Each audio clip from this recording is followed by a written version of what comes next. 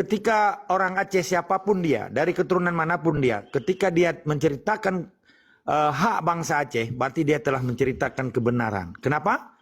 Karena Aceh berdiri di tanahnya sendiri, berjuang di tanahnya sendiri, berjuang di tanah Indatu leluhurnya sendiri. Dengan memperjuangkan keyakinannya yang telah lama terjadi di Aceh. Pada abad ke-7 Masehi, Islam sudah ada di Aceh. Peradaban Aceh itu jauh sebelumnya adalah peradaban Hindu.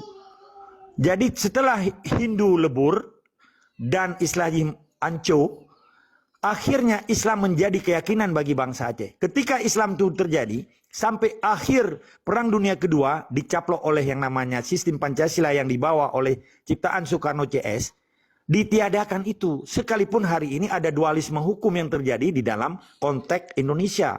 Disinilah perjuangan orang Aceh untuk memperjelaskan duduk persoalannya. Kenapa Aceh harus benar-benar Aceh seperti zaman dulu, bukan Aceh seperti sekarang. Jadi ini pemahaman-pemahaman ini dicoba dipelintir, di annexation, bahasa Inggris disebut annexation, disamar-samarkan dengan sistem baru yang disebut Pancasila.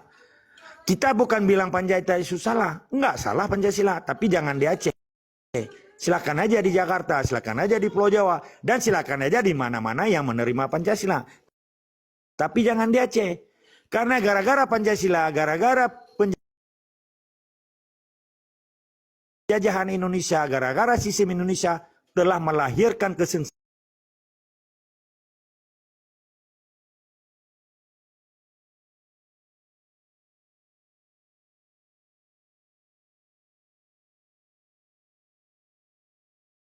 masa depan yang belum nampak, tetapi yang sudah kejadian tidak dipersoalkan. Seperti pengakuan Jokowi terhadap pembunuhan oleh rejim Soeharto, oleh rejim-rejim sebelumnya terhadap genosida atau cleaning etnis, atau disebut dengan pembumihangusan etnis bangsa Aceh yang dilakukan atas nama negara Indonesia. Ini yang harus dipersoalkan oleh intelektual di kampus. Ini yang harus dipersoalkan oleh intelektual spiritual di daya. Bukan hanya cuma hai buat ngaji siapa bilang dilarang. Tetapi coba dipersoalkan kenapa hari ini harga nyawa bangsa Aceh tidak hanayu musawah nuano kembali. Enggak ada harga. Oh, nyokai pekarul.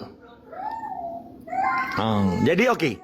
Kembali Adinda pernah menyatakan bahwa kita harus berjuang dengan ilmu pengetahuan. Hari ini perjuangan Aceh adalah untuk menyadarkan penjajah bangsa luar untuk tahu bahwa Aceh itu bukan milik dia. Bukan sistem dia yang harus dipaksakan.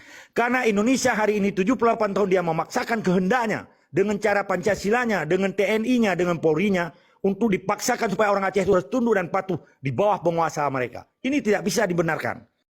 Karena orang Aceh kenapa tidak melawan hari ini? Karena belum ada kemampuan. Karena orang Aceh secara sistemik, secara sistematis dibodohkan, dimiskinkan. Semua orang Aceh menjadi menderita. Akhirnya Aceh menjadi wilayah terbesar, menjadi penjara terbesar di dunia hari ini.